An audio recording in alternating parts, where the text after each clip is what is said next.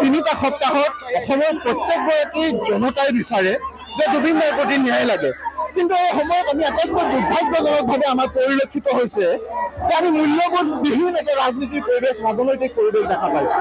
সকলোৱে ইজনে সিজনৰ প্ৰতি তেওঁলোকে বোকা ছটিওৱা ৰাজনীতি আৰম্ভ কৰিছে। এই কথা কেতিয়াও গ্ৰহণযোগ্য হ'ব নোৱাৰে।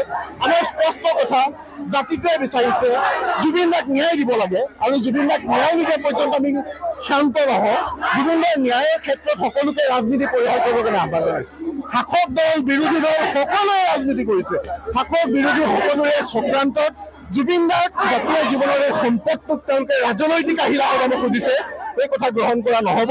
আমাৰ স্পষ্ট কথা, জুবিন দাৰ প্ৰতি ন্যায় লাগিব। প্ৰতিগৰাকী অভিযুক্তৰ বিৰুদ্ধে কঠোৰৰ পৰা কঠোৰতম শাস্তিৰ ব্যৱস্থা হ'ব লাগিব। ছিংগাপুৰত থকা সকলোকে অনাৰ ব্যৱস্থা কৰিব লাগিব। আৰু জুবিন দাৰ বিৰুদ্ধে যিসমূহ অপৰাধ হ'ল, অৰ্থনৈতিক অপৰাধ হ'ল, তেওঁৰ বিৰুদ্ধে আন ধৰণৰ ষড়যন্ত্ৰ ৰচনা হ'ল, সেই সকলোবোৰে সত্যাসত্য জনসাধাৰণে চাবলৈ বিচাৰিছে। আৰু আজি এই প্ৰতিবাদী মিছিলৰ পৰা আমি সকলোকে সকীয়াই দিছোঁ, জুবিন দাক লৈ ৰাজনীতি নহ'ব। জুবিন দাক লৈ ৰাজনীতি সকলোৱে পৰিহাৰ কৰক, নহ'লে অনাগত সময়ত সকলো ৰাজনৈতিক দলক জনসাধাৰণে প্ৰত্যক্ষ কৰি আছে। আহিব লগা সময়ত তেওঁলোকক উচিত প্ৰত্যুত্তৰ দিবৰ কাৰণে জনসাধাৰণ সংগঠিত হ'ব।